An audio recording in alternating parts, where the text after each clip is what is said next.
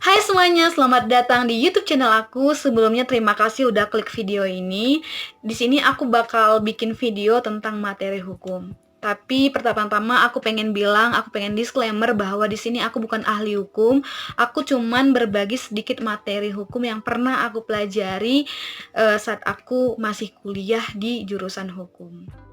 Cicero mengatakan ubi societas ibius, yang berarti bahwa di mana ada masyarakat di situ ada hukum, bahwa kehidupan kita tidak terlepas yang namanya hukum, dimulai dari sejak kita di dalam kandungan, saat kita lahir, saat kita menghadapi kehidupan kita, bahkan saat kita mati pun, hak dan kewajiban hukum tidak terlepas dalam kehidupan kita. Oleh sebab itu, teman-teman, kita perlu untuk memahami dan memahami apa sih itu hukum gitu. Pertama-tama yang harus kita tahu adalah pengertian hukum itu sendiri. Tetapi teman-teman harus tahu, menurut ahli hukum terkemuka bernama Van Kant dan Van Apeldoorn mengatakan bahwa sampai saat ini di antara para ahli hukum belum ada kata sepakat tentang perumusan pengertian hukum itu sendiri. Jadi belum ada satu definisi yang disepakati tentang hukum itu sendiri, teman-teman. Tapi dalam kali ini, saat ini kita akan berpegangan pada definisi menurut para ahli. Yang pertama adalah menurut Profesor Sudiman Kartohadiprodjo dalam bukunya Pengantar Tata Hukum Indonesia.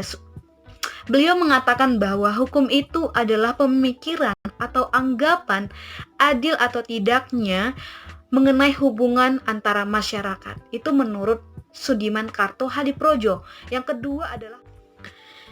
kedua adalah Profesor Mohtar Kusumatmaja dalam bukunya Hukum Masyarakat dan Pembinaan Hukum Nasional.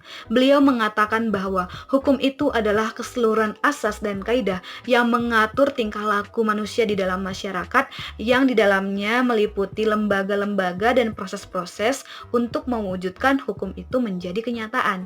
Dari penjelasan yang udah aku jelasin tadi, menurut para ahli terdapat 4 unsur yang terkandung di dalam hukum. Yang pertama adalah bahwa adanya peraturan tingkah laku di dalam masyarakat. Yang kedua, bahwa peraturan itu diadakan oleh badan-badan resmi. Dan yang ketiga adalah peraturan itu bersifat memaksa. Dan yang keempat adalah adanya pelanggaran dan akan dikenakan sanksi. Selanjutnya, setelah kita mempelajari mengenai definisi hukum itu sendiri, selanjutnya kita harus tahu dulu ciri-ciri hukum itu apa aja sih gitu. Ciri-cirinya ada 2. Yang pertama adalah adanya perintah atau larangan. Yang kedua itu adalah perintah dan larangan itu harus ditaati oleh semua orang. Nah, itu ciri-ciri hukum. Selanjutnya adalah kita akan mempelajari mengenai klasifikasi atau penggolongan hukum. Ini ada beberapa penggolongan, nanti akan aku jabarkan satu persatu. Yang pertama adalah menurut bentuknya. Kalau menurut bentuknya, hukum itu ada 2. Yang pertama adalah tertulis dan yang kedua adalah tidak tertulis. Kalau yang pertama adalah tertulis itu kayak misalnya contohnya nih, undang-undang. Contohnya ya.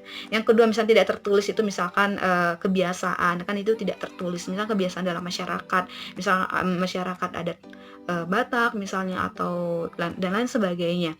Yang kedua, tadi pertama kan menurut bentuknya itu ada tertulis dan tidak tertulis. Dan yang kedua adalah berdasarkan isi ataupun kepentingan. Kalau berdasarkan isi dan kepentingan ini terdapat 2, teman-teman. Yang pertama adalah privat, hukum privat. Hukum privat ini apa sih? Hukum privat ini adalah hukum yang mengatur hubungan antara subjek hukum satu dengan subjek hukum lainnya, dan di sini bertitik pada kepentingan pribadi. Contohnya apa? Contohnya misalkan hukum perdata, ya itu kan bersifat pribadi antar perorangan dengan satu orang dengan seorang lainnya. Yang kedua adalah bersifat publik. Tadi kan bersifat privat tuh. Yang kedua bersifat publik. Nah, bersifat publik ini apa sih? Ini maksudnya bahwa antar negara dengan warga negaranya, dan ini bersifat publik, teman-teman. Ini contohnya apa? Contohnya misalnya hukum perdata, hukum tata negara, hukum administrasi negara, hukum internasional. Nah, itu hukum-hukum yang telah aku sebutin tadi itu bersifat publik karena di situ terdapat kepentingan publik di dalamnya. Selanjutnya berdasarkan fungsi. Tadi kan udah pertama berdasarkan bentuknya, kedua berdasarkan isi ataupun kepentingan, selanjutnya berdasarkan fungsi. Kalau berdasarkan fungsi itu ada 2, teman-teman. Pertama adalah hukum material. Hukum material itu apa sih? Hukum material itu adalah isinya itu berlaku umum tentang larangan ataupun kebolehan yang terdapat di dalamnya. Contohnya apa? Misalkan contohnya itu mungkin kalau anak hukum ini tahu ya, misalkan KUHP, misalkan KUH Perdata. Di dalamnya itu kan ada pasal-pasal yang memungut larangan-larangan, ada perintah ataupun ada kebolehan yang terdapat di dalamnya. Nah, kalau misalkan hukum formil ini adalah berisinya bagaimana cara melaksanakan hukum material. Contohnya apa? Contohnya adalah misalkan dalam yang berhubungan dengan KUHP, misalnya KUH hukum acara pidana. Kalau misalnya perdata, hukum acara perdata. Jadi hukum formil ini untuk melaksanakan hukum material, kayak gitu teman-teman. Selanjutnya berdasarkan waktu berlaku. Kalau waktu berlaku itu ada dua. Yang pertama adalah ius constitutum. Ius constitutum ini adalah hukum yang berlaku pada suatu tempat dan waktu tertentu, atau sering juga disebut dengan hukum positif. Ya, hukum yang berlaku sekarang ini ya itulah ius constitutum. Yang kedua adalah ius constituendum. Ius constituendum ini apa sih? Ius constituendum ini adalah hukum yang dicita-citakan yang akan berlaku di kemudian hari. Contohnya apa? Contohnya ada seperti rancangan undang-undang kayak gitu. Ya, itu contohnya. Itu berdasarkan waktu berlakunya hukum. Selanjutnya teman-teman, aku bakal jelasin mengenai subjek hukum.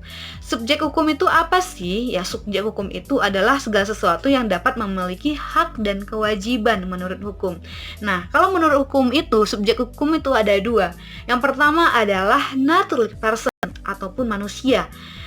Jadi di sini ada dua ya tadi. Yang pertama adalah manusia sebagai subjek hukum atau sering disebut juga dengan natural person, yaitu manusia sebagai pembawa hak dan kewajiban hingga dia meninggal. Yang kedua adalah reh person ataupun badan hukum, dan ini akan dibahas berdasarkan banyak teori. Salah satunya adalah teori fikti nanti, dan ini akan dibahas di waktu selanjutnya karena ini lebih dalam lagi pembahasannya. Selanjutnya adalah karena ada subjek hukum, ya pasti ada objek hukum. Objek hukum itu apa sih? Objek hukum itu adalah kepentingan dari subjek hukum dan segala sesuatu yang berguna bagi subjek hukum. Objek hukum ini dapat dibagi menjadi dua bagian. Yang pertama adalah material dan yang kedua adalah immaterial. Material itu apa? Material itu adalah yang maksudnya yang berwujud nyata. Contohnya apa? Misalnya nih, mobil, motor, rumah, dan itu kan berguna semua bagi subjek hukum, khususnya yang natural person ataupun manusia. Yang kedua adalah immaterial. Contohnya apa? Ini yang memiliki daya guna kebermanfaatan. Contohnya listrik. Terus contohnya hak cipta. Nah, itu contohnya dari objek hukum. Selanjutnya, tadi kita udah belajar subjek hukum, objek hukum. Selanjutnya adalah perbuatan hukum. Perbuatan hukum itu apa? Perbuatan hukum itu adalah setiap tindakan subjek hukum yang mengakibatkan adanya akibat hukum, yang mana akibat hukum itu diingini dan dikehendaki oleh subjek hukum. Contohnya adalah pada saat kita melakukan perjanjian jual beli, sewa menyewa, hutang piutang. Misalnya saat kita jual beli rumah, di situ kan ada hak dan kewajiban. Kalau kita tidak melakukan kewajiban kita, maka akan ada sanksi. Misalnya yang diatur di dalam perjanjian yang sudah dibuat. Nah, di sini kan ada akibat hukumnya. Nah, itu perbuatan hukum. Perbuatan hukum misalkan contohnya sewa menyewa tadi. Yang selanjutnya adalah ini materi terakhir yang bakal aku bahas. Selanjutnya adalah mengenai sumber hukum. Sumber hukum itu ada dua, teman-teman. Yang pertama adalah sumber hukum material dan yang kedua adalah sumber hukum formal. Yang pertama, sumber hukum material itu apa sih? Kalau sumber hukum material itu adalah tempat dari mana materi hukum itu diambil, yang merupakan faktor yang mempengaruhi terbentuknya hukum. Jadi tempat di mana tempat di mana hukum itu diambil dan merupakan faktor yang mempengaruhi terbentuknya hukum. Itu adalah definisi sumber hukum secara material. Contohnya apa? Contohnya misalnya keadaan sosial masyarakat.